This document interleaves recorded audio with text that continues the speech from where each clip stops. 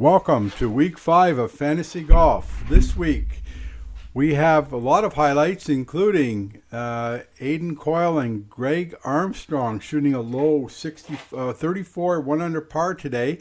Aidan's score started out as a 6 and a 5, 3 over par in the first 2 holes before he eagled number 5 and birdied number 4 and 9.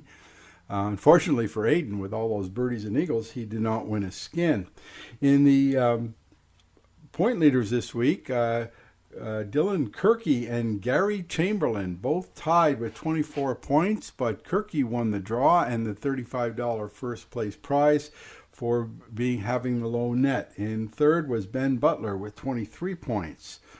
The intermediate leader right now is Jordan Dempster with 98 points. The birdies leaders is Curtis Dancy with 11, and the net birdie leader is Jamie Manette with 25. Fewest putts last night, Bob Bonesteel, 12. And net ringer scores, Joseph Jerkovic has 24, a low score of 24, and the gross ringer, Jeff Armstrong and Aidan Coyle lead at 28. We had several interesting highlights last night. Certainly, fantasy golf began. And our first round leader, our overall leader, is David Shillington. David had 283 points. Curtis Dancy, Jordan Dempster, and David Rogers are counting for him right now. In second place is Charles Funk, and he's got Jeff Armstrong, Glenn Noonan, and Ken Richardson counting. So it's a good start for the overall leaders. The weekly leader last night was Patrick Castle. Patrick correctly picked Jared Coyle, Pat Fitzgerald, and Gary Chamberlain, who gave him a total of 61 points, one ahead of Steve Liddell, who had Jeff Armstrong, David Gervin, and Rick McCloskey. So thanks to all those who who managed to get their team in for fantasy golf. In the team standings this week, it was Team Divins who took the overall lead with 202 points, followed closely by Team Al Hattab.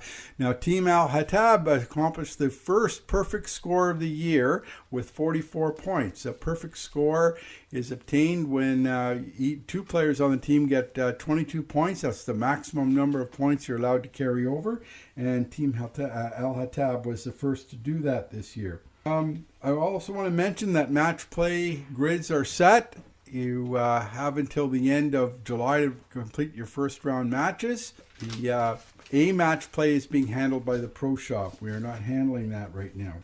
We had 2 carryover skins yesterday. In the A skins, we had a $125 carryover, and in the B skins, a $165 carryover. But the big winner was Mike Divins, who managed to get a birdie on number 8 and won a $170 skin in D.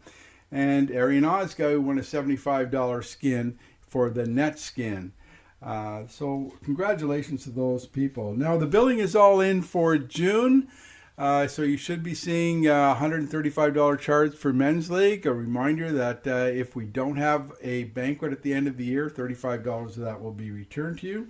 And $90 for skins. A reminder that you will get $5 back for every week you didn't play. All the skins winners up until June 23rd should have amounts credited to their accounts. Those are just the skins winners. And the June 30th amounts will be credited on the July account. So that's it for the highlights of last night. I'm going to end this particular episode with an interview with Wayne Beasley, who has Team Beasley.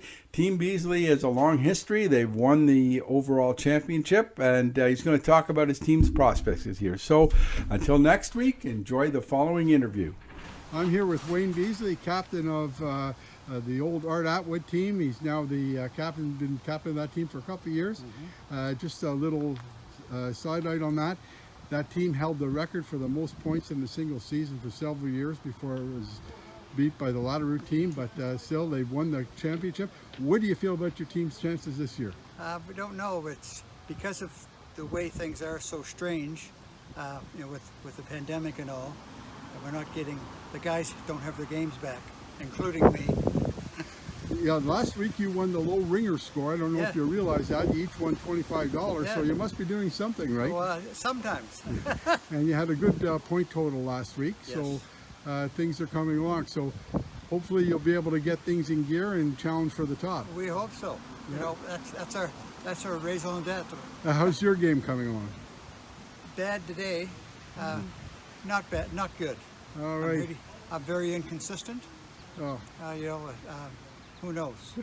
Oh, well, we look forward to a good season, and I'm sure you'll be there when the final 16 are called to the... We hope so. Okay. That's our aim. All right.